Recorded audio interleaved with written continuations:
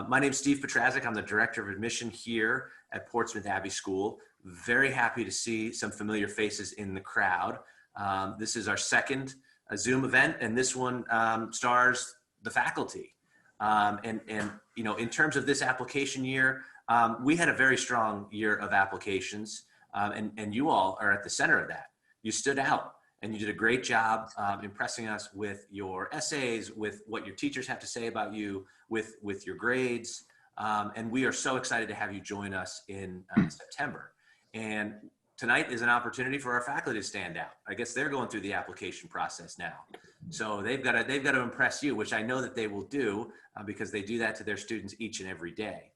So what we're gonna do tonight is you'll be able to hear from some different folks about some different things, but I want you guys to not be shy and to use the chat function here and write down any questions that come into your mind over the course of the next 45 minutes or an hour.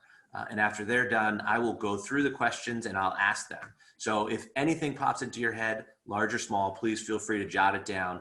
And then after we're done with our formal presentation, I'll start asking those questions and we'll go through it. So with that, what I'd like to start with is with a few words from our headmaster, Mr. Dan McDonough. Mr. McDonough? Hello, everyone. Thanks for joining us tonight. I'm sorry I can't see all of you in person here on campus because this is one of my favorite times of the year. However, I'm happy to talk to any of you individually at a different time as well. For now, I'm delighted to welcome all of you here for a lifetime relationship with us. Next year will be my 35th at Portsmouth Abbey and my 9th as headmaster. I've had 6 children graduate from Portsmouth Abbey. I came here as a teacher and left after 3 years. Then I came back 3 years later for 1 year. That was 31 years ago. I found that Portsmouth Abbey has a way of growing on you. As you know, our mission at Portsmouth Abbey School is to help young men and women grow in knowledge and grace.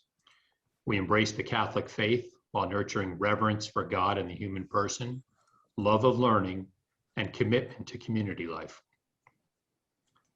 Those words about knowledge and grace are part of the very fabric of life that help you to learn to balance so many aspects of adolescent life, while reminding you gently that while you are important, you are not the center of the universe. When the place you're living in has bells ringing several times per day, calling our Benedictine monastery to prayer in the same church that we use for Mass every week, it helps you remember that character development comes before leadership. Reverence for God and the human person helps you understand that being a good person, a good captain, a good prefect, or a good class officer does not happen without looking for ways to help those around you. And you will learn that from your monks and teachers who chose this life to be here for you. One of the great advantages of having been here so long is hearing adults I knew as children tell me how Portsmouth Abbey not only taught them how to learn, but transformed their character for the better. They tell me that when they started their own business or made a major career change, the courage and confidence to do that came from their time here, not from college. Remembering what they were like when they arrived here, just like you are now, and seeing them years later is an extraordinary experience. I think that has become even more apparent in the last 13 months. And the part of our mission that resonated with us the most was our commitment to community. I don't think most of us immediately saw the toll this would take on students everywhere. I've said to our current parents several times that we can only imagine what this time would have been like if it had happened during our technology-free high school era. We probably would have all lost a year of education. But I think paradoxically, it's even harder for you now because so much has changed in such a short time and continues to change. We're fortunate that we were one of the schools able to reopen in person this year. But just being open wasn't enough. We knew that as important as it was to educate our students, we also had to support them emotionally at a higher level than ever before. So while it was great for them to be with their peers again, we also had to let them benefit from our belief that things were going to keep getting better. The moments of joy along the way, whether from inter-squad games by our teams, or putting on our fall and winter drama productions, or simply seeing each other in the classroom instead of on a screen, or just spending time together outdoors, have been wonderful reminders of what a commitment to community means. We're all proud of the way our students faced all this with courage, but more importantly, by supporting each other as well. And we'll support you too as you start here. So I hope you've already looked at the page on our website called Meet Our Teachers. You will see what a wide variety of talented people have come together to share their lives to help you develop yours. Teaching you to love learning through academic excellence across the curriculum so that you become not only sophisticated learners and problem solvers, but clear communicators as well, is at the very heart of our academic program. To that end, we place you in languages, mathematics, and science according to the work you've already done. We've never had a student exhaust our math or science curriculum here. There's always been one more course, no matter where you begin next year, or whether you double up, or in some cases triple up in a subject in the same year. In the fall of 2019, and a bit of scientific foreshadowing, we had the first year of a new course in infectious diseases taught by our science department head, Dr. Stephen Zinns, who you'll meet a little later this evening. As you can imagine, it continues to be a popular elective. This is a very exciting time to be taking science at Portsmouth Abbey, especially now that our new building has doubled the number of labs from our previous building. And we're glad to have those students getting unique perspective on what will likely be a continuing challenge to our resilience in the years to come. And it's just one of many opportunities in science here. Likewise, the curriculum in English, humanities, and history also goes well beyond simple college prep. Alumni routinely come back and tell us about how hard it is for their college classmates to suddenly be grappling with original texts instead of watered down textbooks, something our students take for granted in our courses. There's a great line in the Rule of St. Benedict, which is about the abbot or leader of the monastery, but which I think applies equally well to teachers. It says, "They must so arrange everything that the strong have something to yearn for and the weak nothing to run from." And that's something great teachers do, challenging you without scaring you away and helping you go deeper in a subject because you want to, not because someone is making you do it. I'm reminded of this every winter when I sit down with each student to do their course registration for the next year and hear so many of them saying how much they love the way their teachers challenge them no matter what level they're at. Some of my favorite moments have been students telling me with real excitement about a conversation they had with a faculty member outside of class that suddenly made them look at everything differently. The fact is that our strongest yearnings are for deep human connections, and that's exactly what you find here. Learning now how to do the hard work of thinking, reading, writing, discussing, and problem solving, and doing all of these things with peers and a great teacher is something you get here, while others do not get it until college, if at all. And with students admitted each year to schools in Barron's most competitive category, we're pleased they also recognize what they're getting from a Portsmouth Abbey student. We're still waiting for the Ivy League decisions right now, but we've already heard from a long list, including Georgetown, University of Chicago, Hopkins, UVA, Connecticut College, Holy Cross, Bates, Colby. On a personal note, I normally teach one class and contribute to 2 seasons of coaching each year. As I mentioned earlier, I also do individual course registration with every returning student each year. With the demands on my time, I'm sometimes asked why I teach, coach, and do the course conversations. But the answer is simple. Having a conversation with every single student about one of those areas makes it easier for you to approach me about something that might be more complicated that's impacting your daily life, whether by emailing me to share a concern, or dropping by my office, or talking to me in the dining hall. I'm always amazed when a new student tells me they never had a conversation with their previous head. I can't imagine being a headmaster who's not involved in the daily life of the school, and that's something you can count on when you're here. We'll help you be your best while being stretched to your own limits. I can't think of a better way to prepare you for the challenges and opportunities you will face in your lifetime. That's why my wife and I have raised 6 children here, and why we look forward to sharing that with you next year. Thank you. I look forward to connecting with you individually in the days to come. Back to you, Mr. Petrazik. Thank you, Mr. McDonough, for that welcome.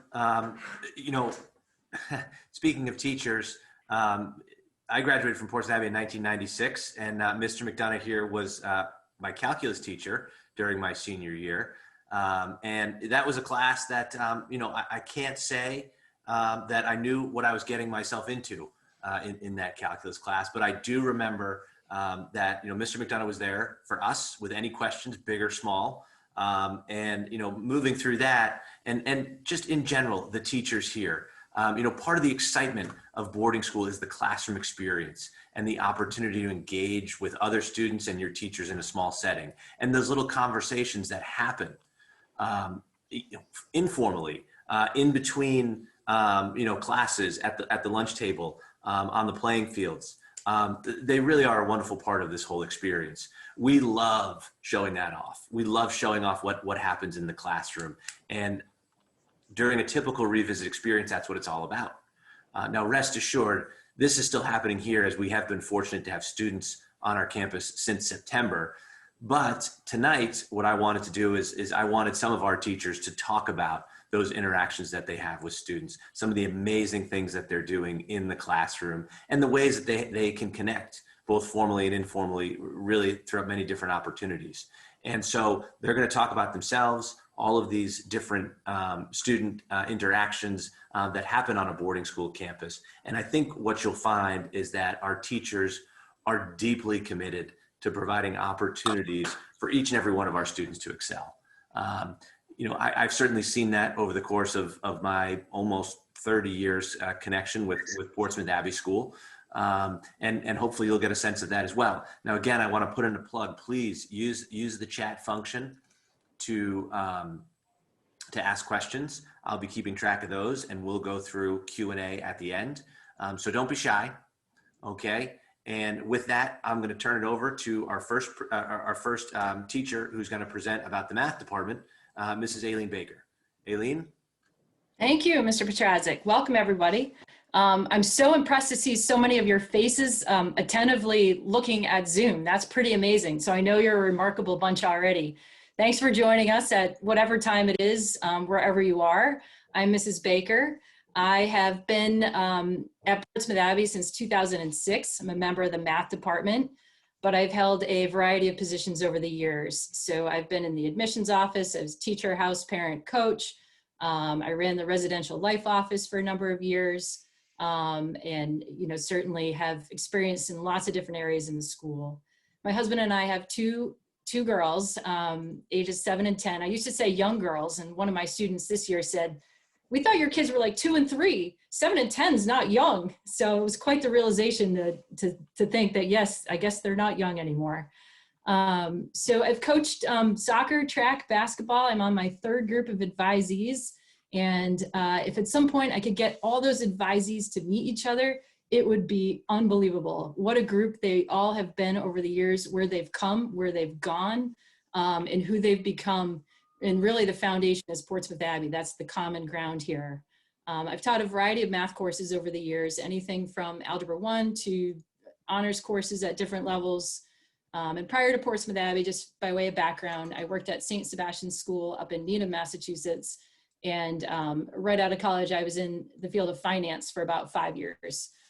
So, which is really fun to bring a lot of that into the classroom as we talk about different concepts. So in the math department, just to give you a little bit of background, every student's challenged no matter what level they're at, and everybody comes in at a different level. So it's fairly common in your math course to have different students in different forms that are all in the same course. It just depends what level you come in at. So some students will enter taking Algebra 1 for the first time. Some may decide to repeat Algebra 1 because they feel as though they could use a stronger base from which to launch from. Others, as a 9th grader, you may enter and you could be in honors pre-calculus. So we will meet you where you're at, and you're going to grow tremendously from there. You'll never run out of courses, as Mr. McDonough said. If you exhaust sort of through high school calculus, from there we have a couple of PhDs in the department, and they teach a advanced math section with a different topic each year. So there's always a group of students who are involved in that. And that is college level math that they're doing. So in general, I would say the emphasis in our department is on problem solving. So it would be a rather uninteresting set of courses if it were just nuts and bolts and running through the material. So, you know, for us, it's really about rolling our sleeves up, getting into the problems, and having a really good discussion about them. We know that the world is full of powerful computing devices, from the calculator we use to the computers. You know, simple math can be done very easily without having to think, but it's our goal, and it's our expectation that our students graduate from the Abbey knowing how to think. And so it's really about the approach to new problems and the development of what we might refer to as a math toolkit that allows students to consider different methods of approach to any given problem.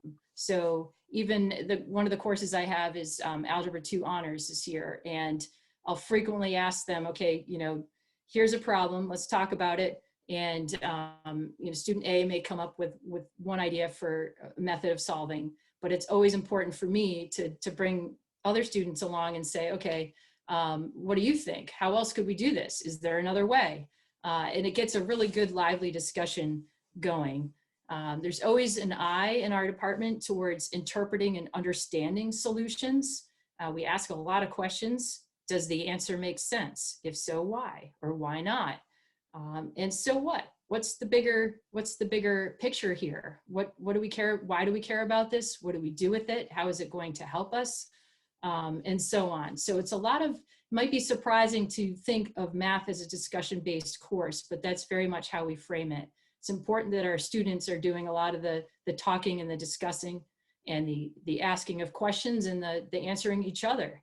And in many ways, I serve as the moderator to help guide and frame everything that they're talking about. We know that most of our students may not go on to be mathematicians, but we do believe they should leave the Abbey really well equipped with their math adventure here. They will leave with an appreciation for it, for the beauty of it. They will leave with the confidence to handle situations that require analysis and numbers. And they've learned to ask great questions. If they don't know the answer, they know how to ask good questions to try to arrive at a good way to get there. And for many, they'll leave wanting more. They'll go on and take other higher level math courses. And in some cases, there's math requirements in college, of course, too. So math is always a part of everything that we do. We really try to make learning fun, focused on the context of problems, and you know, it helps everybody in when it comes to real life situations. So our department's very user friendly, is how I describe it. So on any given day during conference, which is a free block during the day in the morning, where students can see teachers for help. I'm sure you guys have heard about that. The math department's bustling. It is busy. So go into any classroom and there's several students there working out problems on the board with a teacher there to assist and aid and support them and help in their understanding anything that they may not totally have gotten in class. Other ways to get involved in the math program here, there's certainly always clubs that are available each year, and our clubs are student-centered, so they develop them. We have math team. We currently have a Mind and Market Club, which is focused on business and economics and also the stock market. We have traditional math tests that students take each year, which would be things like the AMC and the New England Math League competitions. There's our robotics club, the ball team. And also we're always just sending and offering opportunities for our students to get involved in a variety of ways outside of school. I've had students attend programs at Brown in the summer, week-long courses there to enrich whatever it is they're interested in. I have 2 students this year that have opted to attend virtual weekends offered by Harvard in a variety of areas with science and STEM, science, technology, engineering, math, depending on their interest.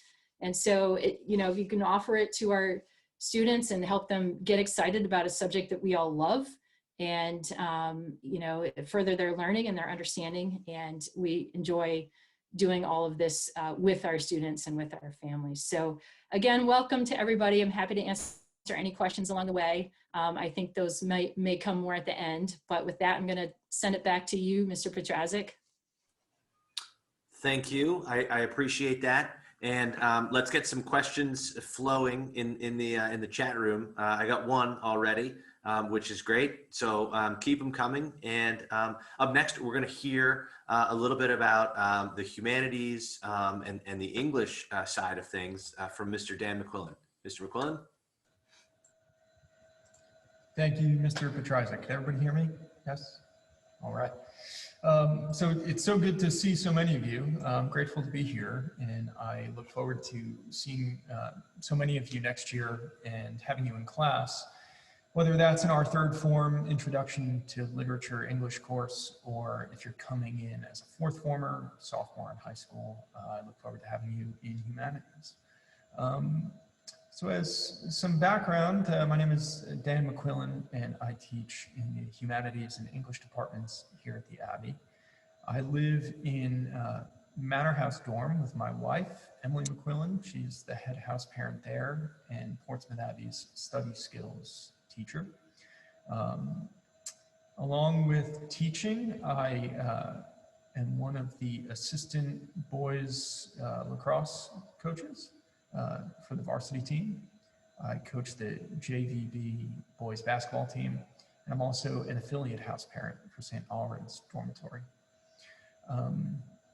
I have taught at the high school level for 8 years now. Prior to Portsmouth Abbey, I taught for 2 years at LaSalle Academy in Providence, and then before that, I taught at a school called Chaminade High School on Long Island. I'm originally from New York. So I'm very happy to be here. It's a great place to teach. And now I want to shift to talk specifically about the English department, how we approach teaching English here, along with our kind of flagship liberal arts course, that is this humanities course. So I'll first talk about the English department. So the English department offers courses during the third, fifth, and sixth form years. In your third form year, English at Portsmouth Abbey is called Introduction to Literature, and it does just that. It introduces students to some of the greatest books, ideas, and questions that have endured all throughout Western civilization, but just human civilization at large. In the third form year, I can speak about the books that I offer. We read Zora Neale Hurston's Their Eyes Were Watching God, The Death of Ivan Illich, Romeo and Juliet, and A Midsummer Night's Dream, both obviously by William Shakespeare, and Homer's The Odyssey, which I'm reading with students right now. In the fifth form year, so your junior year, you would take American literature, where you read a variety of books. I know I was just talking to some fifth form students, and they just finished up a long time. They were reading for a long time, Melville's Moby Dick. In your sixth form year, so your senior year here at the Abbey, you will take the English seminar and thesis, or AP English. We do offer an AP English course. There is an elective class called Creative Writing, which many students take and love. In terms of kind of the practical everydays of some of your liberal arts and English classes, classes here at the Abbey are intentionally small. They are anywhere between 10 to 15 students. English classes here might be a bit different than what you have experienced. One of the things I love about teaching English here at the Abbey is we are a seminar-based sort of department, so to speak, meaning oftentimes you will encounter, though not this year due to social distancing protocols, Normally we have our English courses in a round table style, and that's to promote this sort of interplay and discussion of ideas, dialogue, etc. Classes are engaging. Teachers teach so that we can engage students deeply about the literature that we're reading. We focus on a close reading of texts, the language, and oftentimes the historical context. So for example, sometimes when you're reading a certain work of literature or poetry, you will read something in tandem, a historical document in tandem to understand the wider historical context around the literature that you read. So for example, when I teach in my humanities course Shakespeare's The Tempest, one of the things that we also like to focus on are the history of English colonialism and colonial activity to really get a sense of what Shakespeare was trying to get at. I also like to read, for example, selections of Plato's Republic when we read The Tempest. I bring that up just to show you how oftentimes in your English classes here, you will get a real sort of multi-dimensional approach to studying literature. Along with that, in our English classes and humanities, we have a very, very detailed and deep focus on writing. One of the things that Portsmouth Abbey does is it makes you an excellent writer. I can guarantee you that when you leave here, you will be leaps and bounds ahead of people your age in terms of your writing ability. And that goes back to these small classroom environments where we can really workshop writing. I'd like to talk about the Humanities course for a moment, because that's quite unique and I think separates Portsmouth Abbey from all other schools for good reason.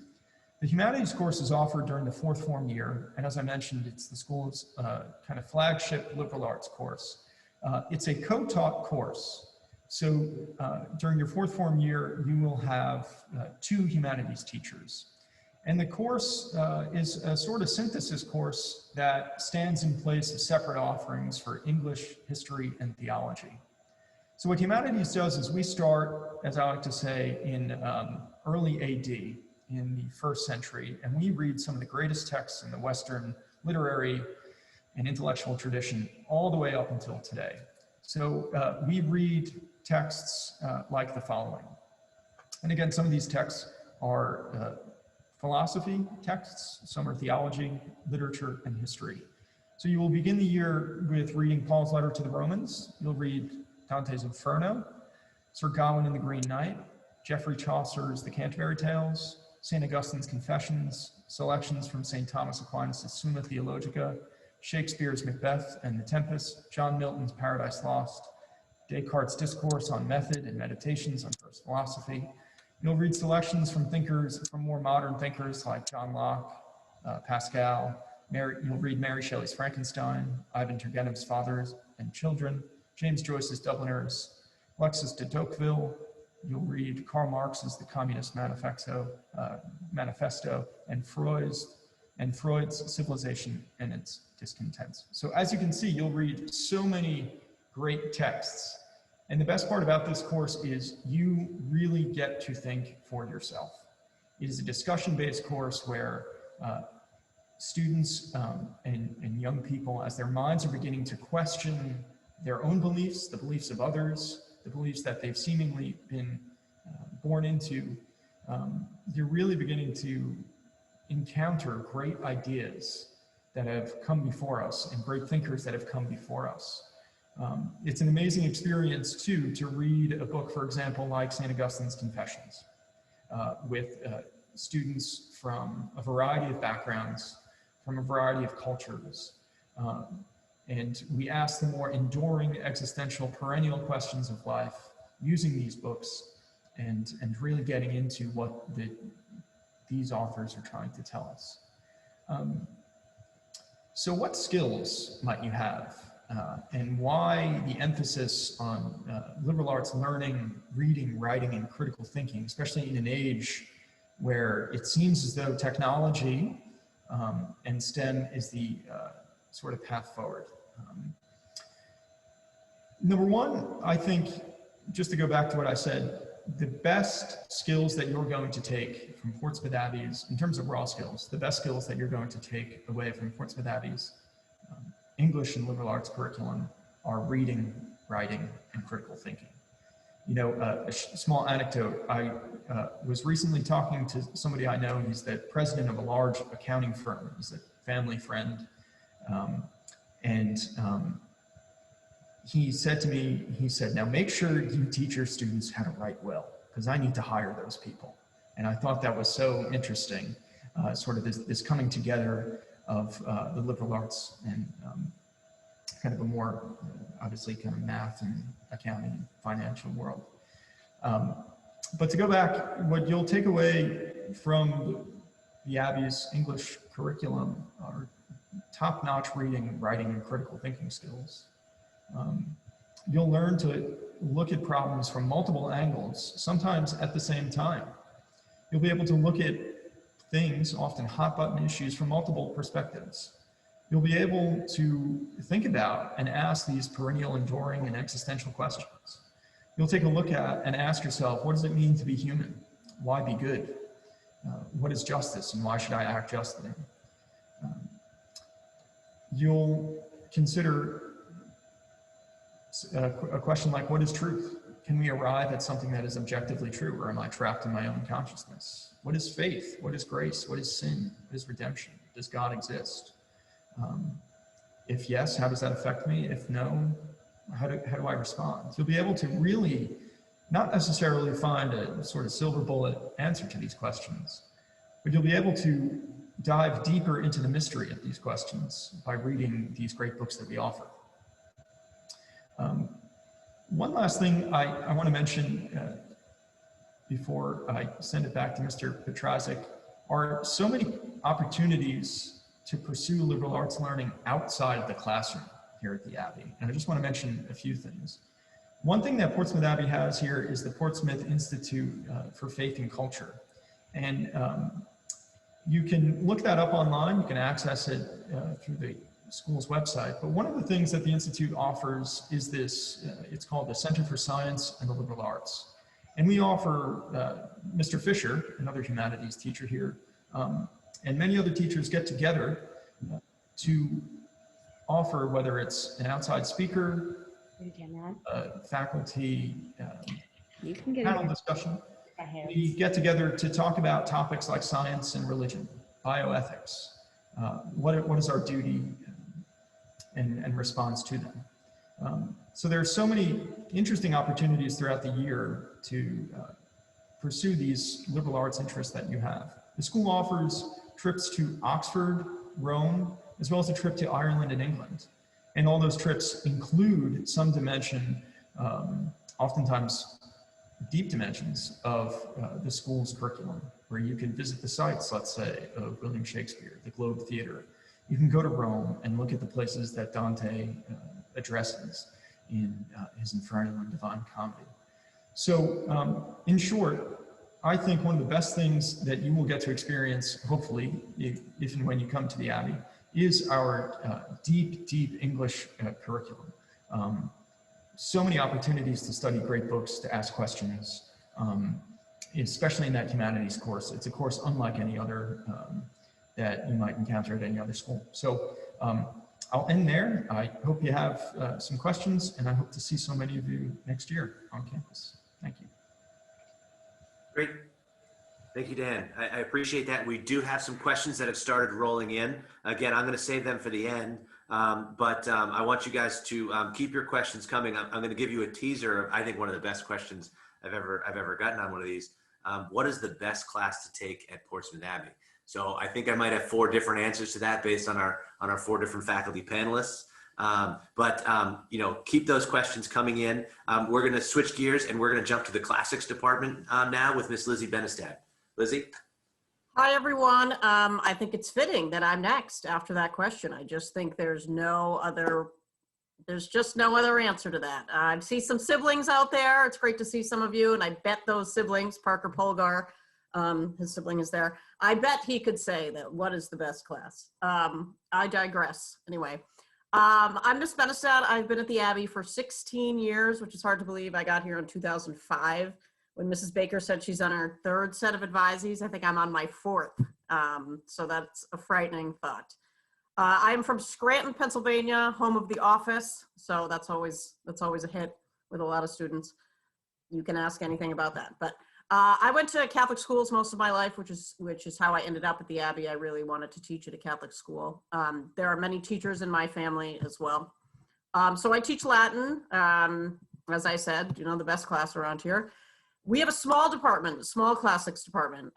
There are just 3 of us, and 2 are alumni of the school, specifically from the class of 2004. So we are on the younger side of Latin teachers. Some of you might think of Latin teachers as sort of that old, stodgy teacher. So we're a little bit different than what many people might think of Latin teacher. So we bring a lot of energy to our classes. All of you third formers out there, you are required to take Latin. And some people come into it and they think, what is this? Why do I have to do this? But you're all in it together, and I'll explain why you have to do this. So we sort of take, as a department, we take kind of a traditional approach to teaching Latin in that we teach the grammar and then we sort of tackle translating sentences, but we also like to sprinkle in passages from real Latin authors so that the students get a feel for those longer passages. Latin authors such as Cicero, Virgil, Ovid, and we do that especially at the end of Latin 2 as you get into Latin 3. But why do we require it for those third formers? It fits in so well with our focus on Western civilization, as Mr. McQuillen was just talking about with humanities. All of the third formers also take an ancient history course. It fits in great with that. Latin, it helps students, it will help you have a better understanding of the English language. I bet a lot of you out there don't have quite the solid grasp of English grammar as you might think, all those terms, imperfect tense, and subject, and oh, what is this? So we focus on teaching those skills. And that in turn will help you learn other foreign languages as well. You'll be a little bit better at it. You'll learn some new words. But one particular skill that I really like to point out, especially when students are groaning, why do I have to do this? I tell them it prepares them for just about any profession that you might choose. In Latin class, you are required to learn vocabulary, grammatical, endings and rules, and then you have to apply all of that in order to translate a sentence. So if you want to be a doctor or a lawyer or something along those lines, you have to have a certain set of information that you know, and then you apply that to making a diagnosis, to a legal case. I, of course, take it too far and say, what if a doctor didn't know about the knee when you went in for knee surgery? They only knew about the shoulder. You'd be in trouble if they didn't learn all of that. And of course, it's a little dramatic, but it makes my point. So that certainly is a skill that I like to hammer home and let them know that they're doing that. Latin sort of has 2, but in those classes, in the Latin 1 and Latin 2 classes, it is that skill that we're really working on. We're learning all of that vocabulary and grammatical endings and rules. But then Latin 3 and Latin 4 AP, and I've got 15 students in Latin 3 right now, a big class. They're more similar to literature classes and that critical thinking that Mr. McQuillen mentioned. It really is kind of like a literature class in that I ask a question and say, how would you characterize this particular person here, and make reference to the Latin for that. So they really have to think about the passage in more of a analysis way than just doing grammar. So it's just more enjoyable. I love teaching those upper level classes. In our Latin 3 class last week, we just did the Carpe Diem poem from Horace. So we got to talk about that philosophy, the seize the day philosophy, but also how that poem is really part of a larger philosophy of Horace that is not just the, oh, seize the day and make the most of this day. There's a larger context to that. And reading it in Latin is, you really get into the nitty gritty of it that you wouldn't see if you were just reading it in English. If you ask me why I love teaching, especially at the Abbey, it's because I get to share with the students how much more meaningful it is to read these texts in Latin. The humanities classes, they're just doing it in English. We get to the real heart of it. I'm just kidding. we get to see, okay, the author used this specific word here to talk about, we're reading the Aeneid right now, and the Trojan horse. You probably know this myth. And he uses a word to refer to the Trojan horse, but he also uses it to refer to the fear that's coming in, but he also uses it to refer to something else. And if you read it in English, you wouldn't see that the author's trying to connect those totally different events or different ideas, but using that same word connects it all. And you see the students, oh, that's really neat that he did that, he brought it all together. So that's when the students sort of realize that and they enjoy that. That just makes my day. I'm like, I can do this forever if I had classes like that every day. Just a couple weeks ago, I had a student tell me we were reading a passage where Aeneas is in the Aeneid and he's on the sea and it's a storm and he's had a tough time, and he says, but things are going to get better. We're going to look back on this and laugh. And one of the students said, this is great. I was having such a tough day, but I read this and I'm good. I got this. And no one has ever said that to me, ever. And I was like, all right, this is good. We got this. So just little things like that always just make my day. When they come in from English class, AP English, oh, we just did a poetry explication and I used this figure of speech that we learned in this class. I'm like, yes, they're learning something. That just makes it all worth it. And the kids that end up in sort of the upper level Latin classes, they're very dedicated and they work hard. And they're also just some of the nicest kids in the world. That's another reason why I absolutely love teaching here, because they're just so kind. I can try to walk to class, this is unrelated to Latin, but I start to walk to class and I'm late because I stop and chat with people. I'm like, oh, I like this kid. I started this kid. And it's just, everyone's very, very kind and respectful. And so when you come here, you're just gonna love it for that reason. And I will see you in my Latin classes next year, for sure. Mr. Petrowczyk, back to you. Thank you. I appreciate that. That's great. So we've got our math, we've got our English and humanities, we've had our classics, and now we're gonna dive into the science department. And with that, Dr. Stephen Zinns. Dr. Zinns. All right, thanks, Steve. Good evening, everybody. It's great to see you. I'm going to be a little conflicted when I talk about what is the best class you can take at the Abbey, because one of those 3 faculty members that Ms. Benestad talks about is my wife, who is also Dr. Zinns and teaches Latin and humanities here. So between the two of us, we cover just about everything you can take at the Abbey. This is my 6th year at Portsmouth Abbey School. I'm the head of the science department. I'm also the head house parent in St. Martin's House, one of our boys' dorms. And I'm the head coach for girls varsity soccer and the assistant for boys varsity basketball.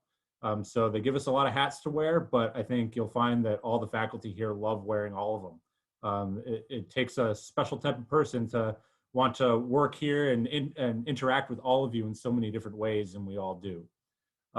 This year I teach 2 sections of AP Biology, 2 sections of Infectious Disease, but in the past I've also taught Chemistry and Biology as well, the regular sections. I'm a native Rhode Islander. I actually went to high school at one of Mr. McQuillen's former places of employment, LaSalle, and my wife went here. So we are well versed in Rhode Island high schools, but I fulfilled one of my lifelong dreams to go to Michigan for college, and I majored in biochemistry. And then afterwards, I had various research jobs in California for a biotech company, for Beth Israel in Boston, and then for 3 years working for the Navy as a contractor doing wound healing research before I came back to Rhode Island and did my PhD at Brown, where I studied viruses and how they're controlled by the host immune system.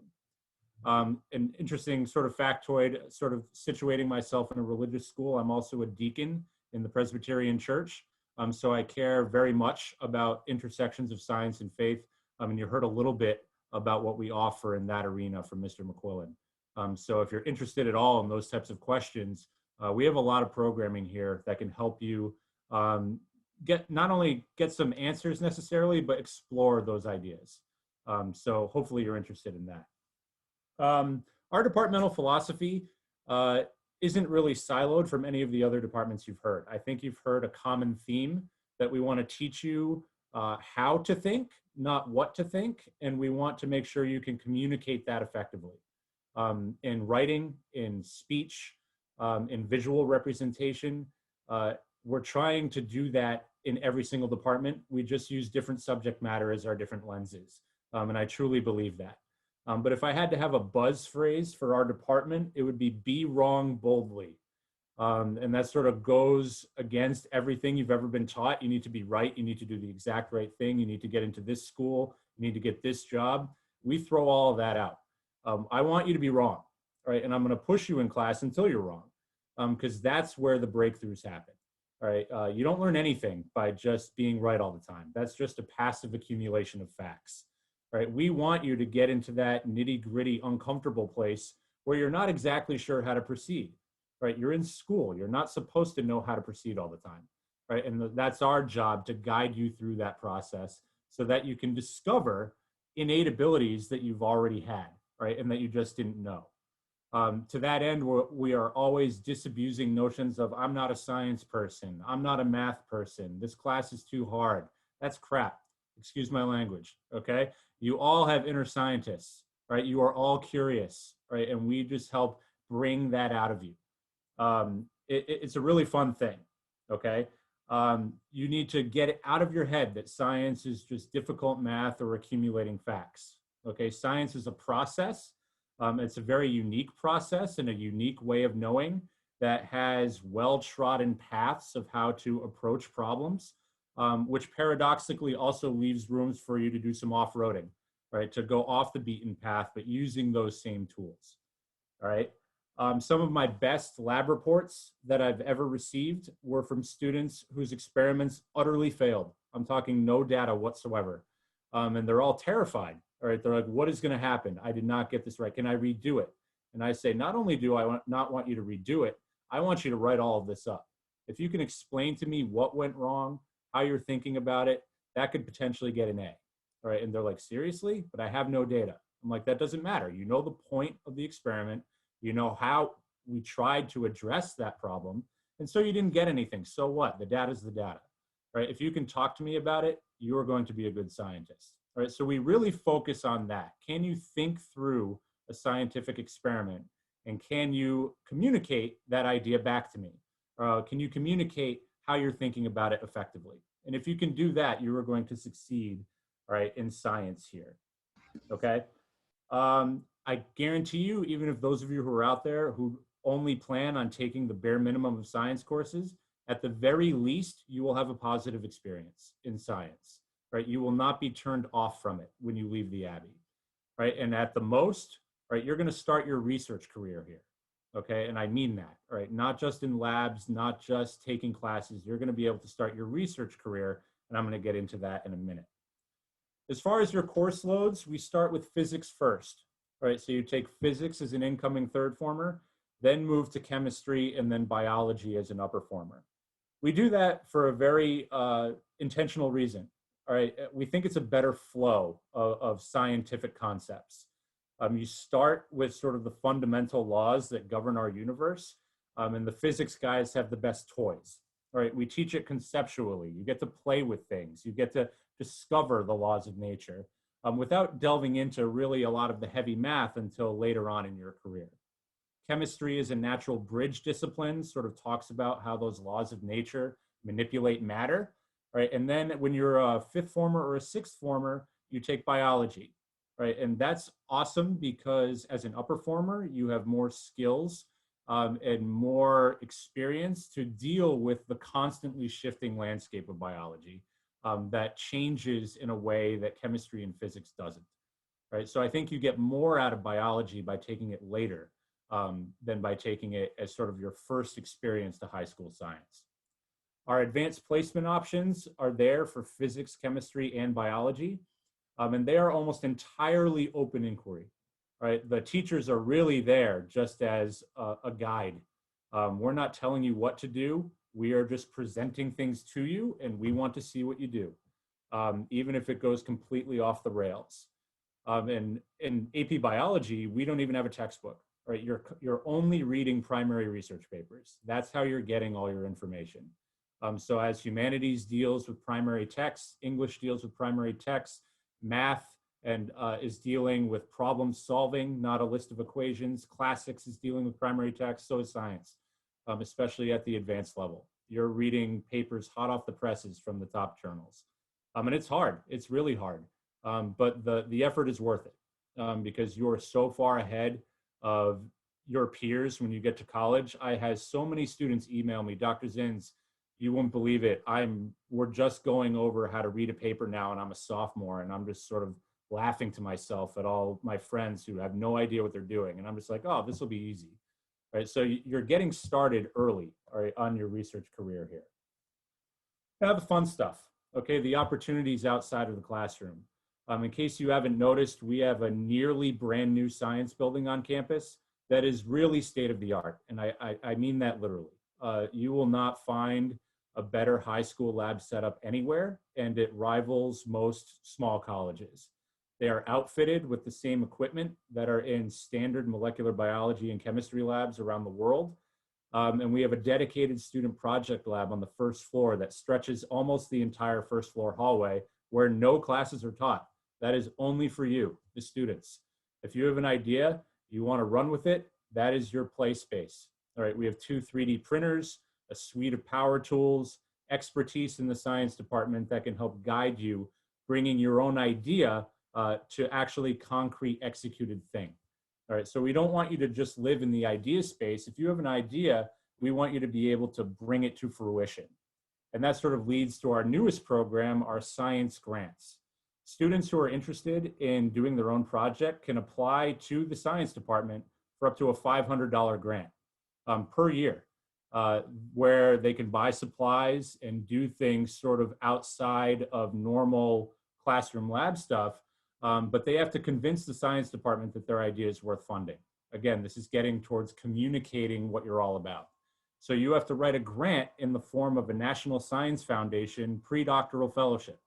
Okay, so this is stuff that PhD students are writing. It's a 2-page grant proposal of what is your idea, how are you going to do it, and why is this important, right? And if you can convince the science faculty that your idea is feasible and good, we'll give you money to do it, right? And we will help you do it as well, not only with our space, with our expertise, with our financial resources, but this is a nice bridge to you becoming an actual scientist, right? Not just a learner of science in your classrooms. And it's already borne fruit. We had our first round of grant proposals funded a couple years ago. COVID interrupted their progress, but the ideas were really incredible. And just so you get an idea of how successful our students are, we've won Best in Fair for the Rhode Island Science and Engineering Fair 2 years in a row from our students. Out of 8 Best in Fair awards across the entire state of Rhode Island this year, we got 2 of them. So our students know what they're doing. We help them with our resources and our expertise, and our job is really to just unleash you, right? We don't want to tell you what to do. We just want to guide you in the best way to get the most out of your skills and get the most out of your ideas.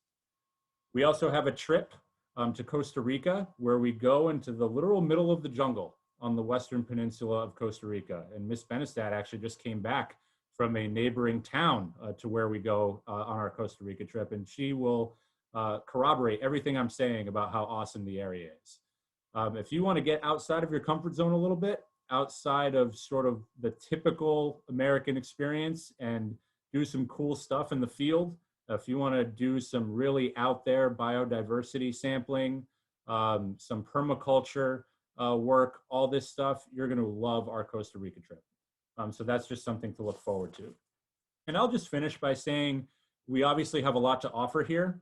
Our department is full of scientists who love teaching as opposed to just teachers of science. And I think that's an important distinction.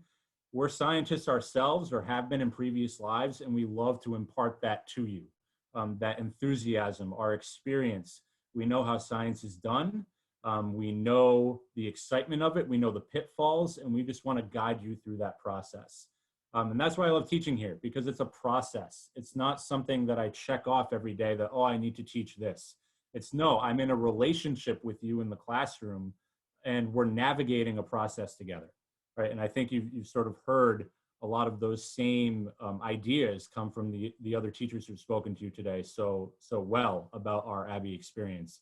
That's going to be a common theme. We are with you on a journey. We're not just teaching you what to know. We're teaching you how to think, how to know, and why that's important in context. And that's going to give you the tools necessary to succeed in absolutely anything you want to do after the Abbey. All right, so hopefully from the four of us, you've got some exciting things that you want to think about, and hopefully that just locks you in on wanting to go here and sort of sit in on some of our classrooms. But with that, I'll turn it back to Mr. Petrazik. Great. Thank you very much. Thank you, all of you, for presenting about your various departments. If I could ask you now to unmute yourselves, you four. We've got some great questions that have come in. And so I'm going to go through these. Some of these sort of lump together very nicely. And the first couple, we're going to start with Latin. We got some good questions about Latin. So the first one is, when exactly is Latin required? So Latin is required for just in your third form year, just in your freshman year. Although I try to convince people that it's for 2 years. So you have to take Latin your freshman year. What if I've already taken 2 years of it? What happens then? Great question. We've had some students who will place into Latin 2. Usually I have the students have you guys fill out a survey of what you've already learned. And then we'll sort of place you into Latin 2 or Latin 3. Usually ends up being Latin 2, even if you've had 2 years, just because we get through a lot of grammar, a lot of content. But it happens a lot where we have students. I have one freshman in a Latin 2 class right now. She's doing great. I even have a sophomore in Latin 3, and he's doing okay too. So so you can place, if you've already taken it, you can certainly go into an upper level. Okay, my last Latin question. If you have a hard time with Latin specifically, how do you get extra help? Oh, that happens a lot too. We have students who definitely struggle with Latin, just with the endings and how do you put it together. I had a student last fall who had grades in the C and D range, and she is now an A- student. She is doing excellent work. So what she did is she came to conference period, that class Mrs. Baker was talking about, that free period during the day. And she did her homework with me, especially sentences and translating. And I would have her label the grammar. I would look at it, tell her what she did, send it back to her, redo it, or start translating. She would translate, she would bring it up. And so I worked with her one-on-one many times to get her, to help her figure it out. So we really worked through it. Took many weeks to do that. So there's that conference period to work specifically with the Latin teachers. Sometimes we'll do peer tutors. That is a system that Mrs. McQuillen sets up, the study skills director. And since this often gets overlooked, but since every third form or every freshman is taking it, I also recommend, hey, why don't you try your homework with this student? They're really good at it too. But the first step I would say is to come to conference, so that the conference period, so that we can really work through it. And it's doable. I've seen such improvement from students over the years.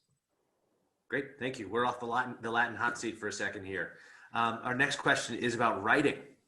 So Dan McQuillen, that's you. Can you talk to us a little bit about specifically, how is writing taught, and a little bit about creative writing? That's a great question. I'll talk about how writing is taught.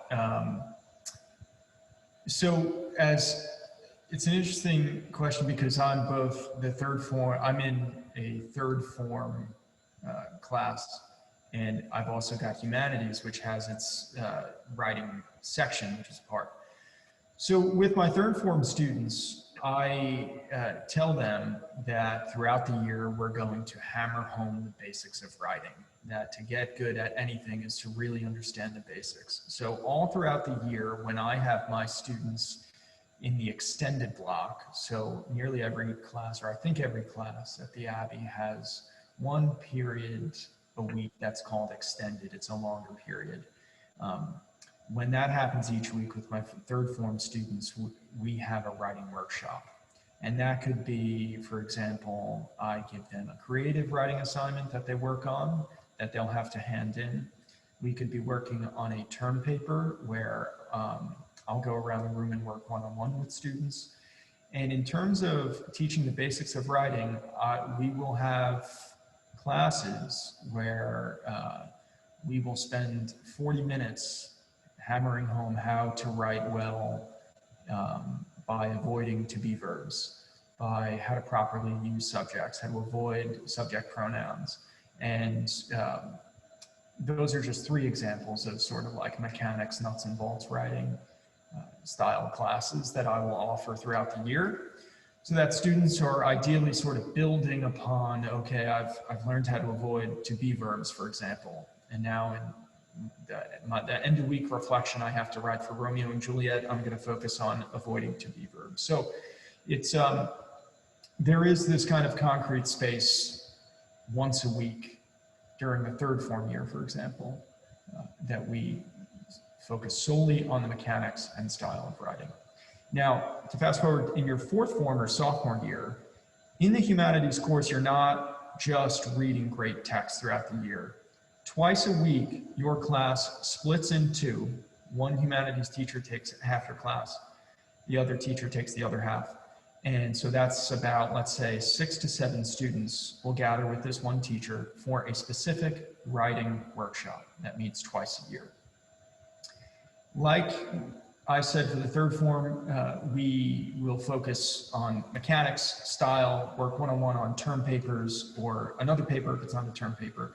So there's a real, even smaller group focus on writing while you're at the Abbey. And just one last thing is we have these conference periods, right? It's the Abbey's version of extra help, or what is called in colleges office hours. And students will come to work one-on-one on their papers during that. So countless opportunities to work on writing. Great. Thank you. Okay, we're switching to the math department now. And we got a couple of questions. Aileen, you answered one already. In terms of conference period, you just show up for conference period, right? Yeah, and just to be clear, in case it's not, conference period is the same time for all the students and the teachers. So right now, I think it's COVID schedule is a little different this year, but maybe it's about 10:45 and it lasts about 40 minutes. So every teacher is available and every student is free. So that means they just show up to whatever teacher they would like to on any given day. No appointment necessary. A teacher may here and there notice that somebody's struggling a little bit and tap them on the shoulder and say, you should come to conference tomorrow. And sometimes new students are a little shy about doing that at first. It may feel a little strange, but they quickly get over that and realize that when they show up, they are not the only ones there. And in some ways, it can be really fun to learn in an environment with other students in the room at the same time, in a very loose, sort of casual way. Great. And in terms of math, question about math placement. How, and there's another question that also goes, when do students pick their classes for the upcoming year? So I can answer that one quickly. For newly enrolled students, they begin that process as soon as they enroll. They fill out a course selection sheet, and then they will, that will go into our assistant head for academic affairs, and then Mr. Mcquillen will have a follow-up conversation with families in early summertime about that. But specifically about math, do you look at tests? Do you give tests to see where they are? Do you look at transcripts? How do you decide who goes into what class? That's a great question. So it's definitely looked at very carefully about previous math experience, previous math coursework, and the teacher recommendation that came along with that. So typically on the recommendation form from a math teacher at your current school, they will explain what topics you've covered so far in a particular course. So for Algebra 1, for instance, if you don't get through a certain amount of material, we may place you in Algebra 1 for your 9th grade year. And we want to make sure you have a really strong foundation. So it's really based on previous experience, teacher recommendation. It's a judgment call by the math department chair in the end. And there are some instances at the very beginning of the school year where a student really would like to place out of where they've been placed. And so there are some placement exams giving at that point for a handful of students who are wanting to be further along in a different course than where they've been placed. So if they do well on that exam, then they are then allowed to move into a different course. So it's fluid at the beginning of the year. You know, if a placement isn't quite right, then we will make sure that it is right within the first few weeks of school. And just to add to that, in terms of selecting your courses from one year to the next, each year there are certain subjects that are core to the particular grade. For example, as a third former or as a freshman, every student will take an introduction to literature, every student will take Latin, and every student will take a half year of ancient history and a half year of basic theology. The other 3 classes, students are picking and choosing based on their interest and their abilities. But obviously the math department, a lot from the science department, some from the arts department or modern language. So there's a lot that goes into the course selection process. Another question, I'll stick with you for a second, Aileen. If you don't go to conference period to see a teacher, what do you do? Well, I could answer that a couple of ways. One is you may choose to go to the tuck shop and have a snack with your friends and see our longtime 96-year-old favorite dining services employee, Betty, who serves up our food down there at conference period. You may just change out your books in your dorm room, or if you're a day student, wherever your locker is, you may relax a little. You may work on homework in the library in free space. You may socialize a little, stretch your legs. You know, that's about 40 to 45 minutes. That's truly your time.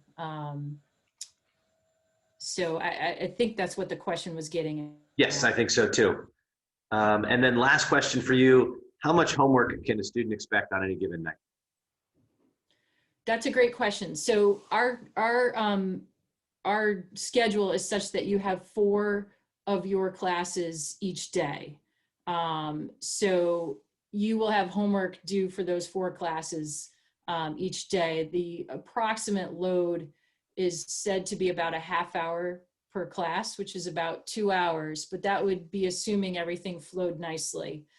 So I think it's safe to say that work may, depending on who you are, take you a little longer than that. And that's an excellent use of conference period too, if you need to get a head start on homework for the next day. Or, you know, start before study hall starts if you're a boarding student, or collaborate with some of your friends in the conference room before the 2-hour study hall starts. So, you know, generally speaking, you have material due for 4 classes each day. Okay, great. Dr. Zinns, you got called out specifically. What is Dr. Zinn's favorite science class to teach? Like asking me what's my favorite kid. And I can actually like put that into context now. I have 2 small boys. One is almost 4 and one is a year and a half. Love them both equally.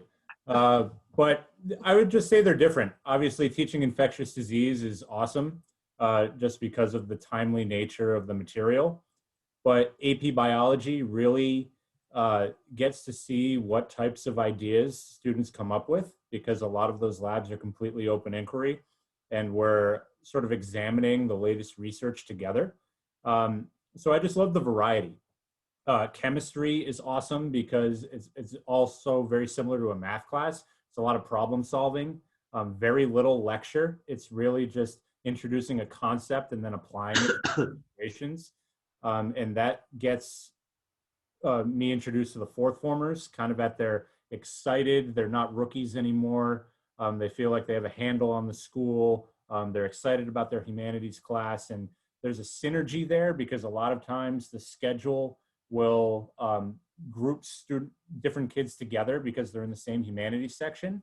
So often they'll be in the same chemistry class because that's just how their schedule fits. And so the fact that they know each other because of that length of time in humanities together makes their participation in chemistry that much more lively. So I'm going to punt a little bit here. I'm not going to say what my favorite class to teach is, but they all offer something awesome. And whatever you want to do in the sciences, whether it's super hardcore or you're just sort of interested in post-AP stuff that's not at an AP level, we have whatever you want. Great. Speaking of electives in the sciences, marine and environmental science. Yeah, thank you. That's one thing I forgot in my little spiel.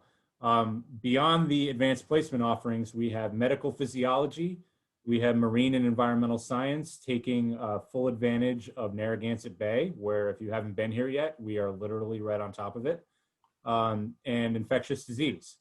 In the past, we've done green chemistry, and which is sort of looking for environmentally sustainable ways to do chemical reactions. And we also have, for the super hardcore, advanced topics classes, mainly in physics right now, but the hope is to maybe in the future get them for other topics as well. And advanced topics in physics is literally you're with a very small cohort of students and studying whatever you want. All right, a lot of that is project-based. So one year we had 2 students who were really obsessed with building their own autonomous glider that they would launch with homemade GPS and trying to launch it with a weather balloon from the stratosphere and have it find its way back to the Abbey. And they basically used their advanced topics in physics class to build it in our student project lab. So honestly, whatever you want, we have it.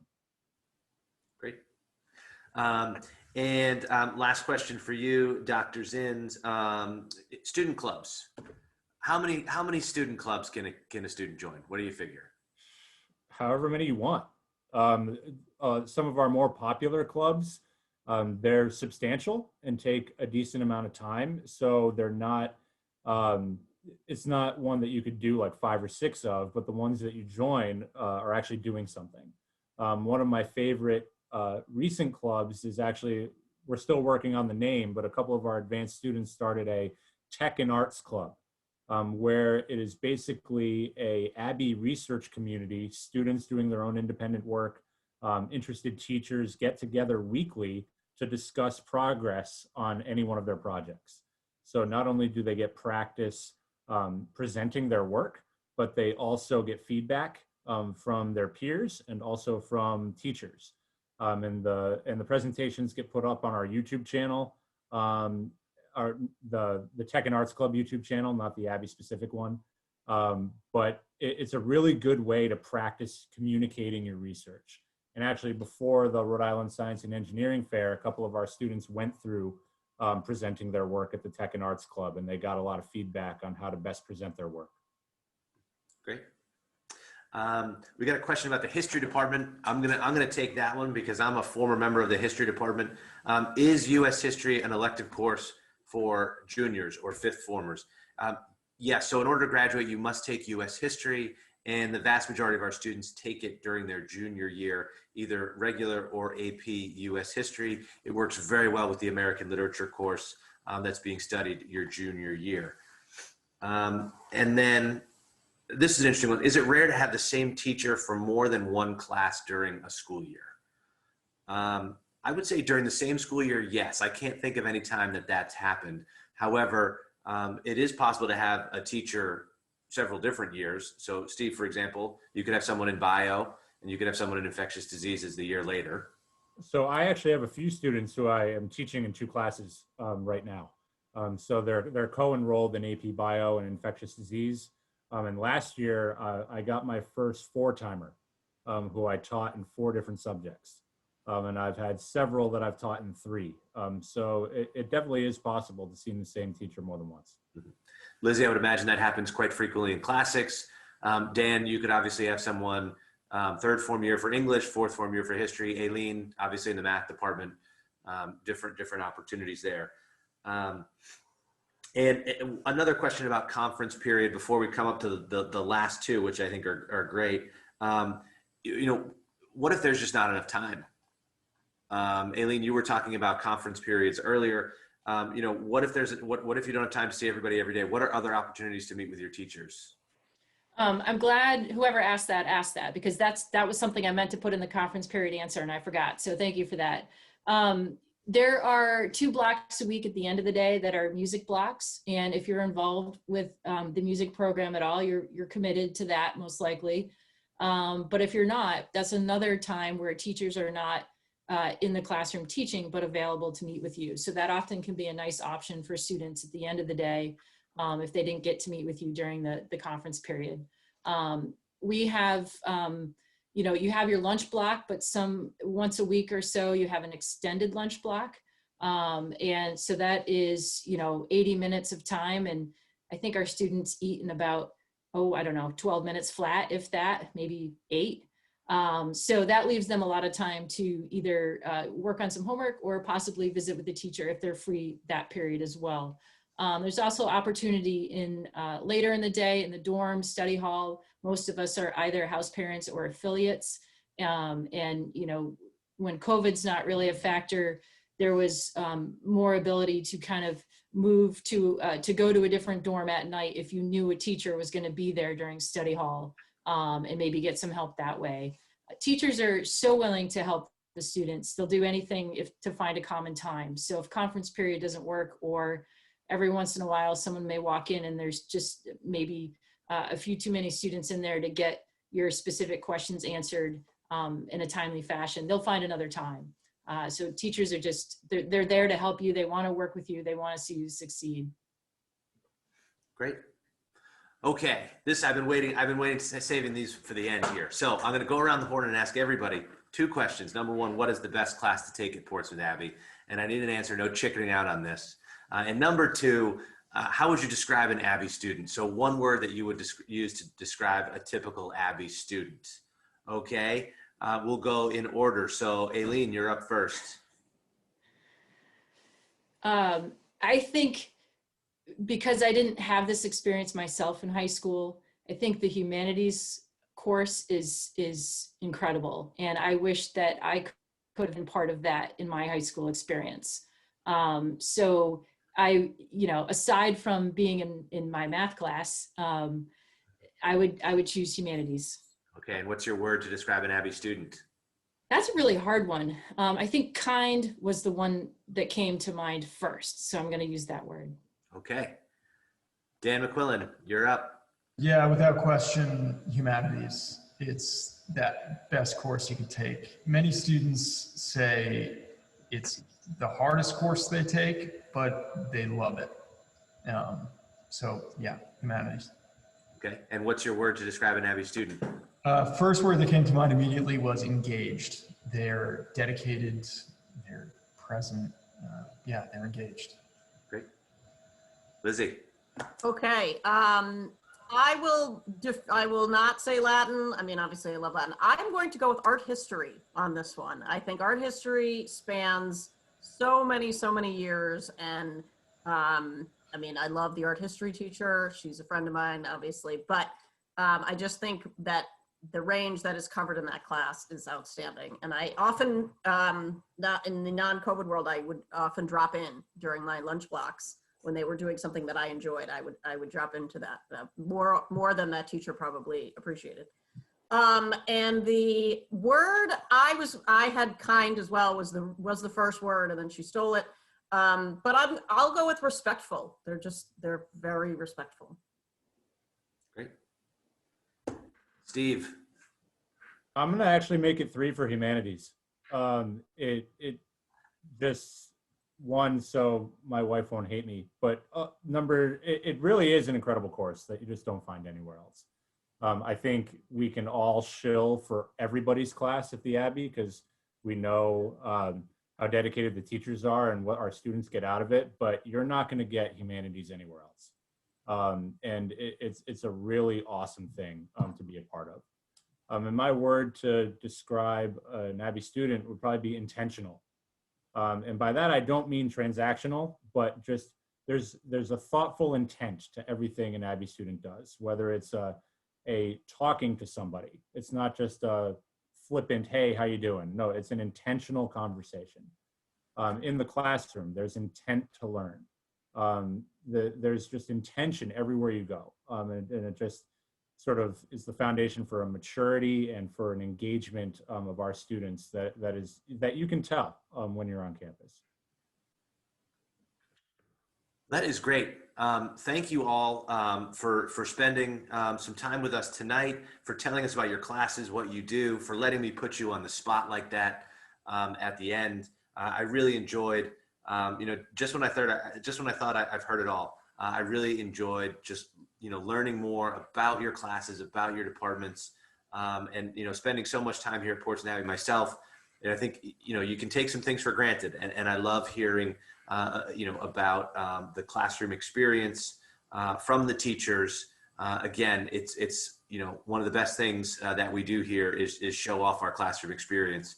And I'm glad you could at least get a little taste of it.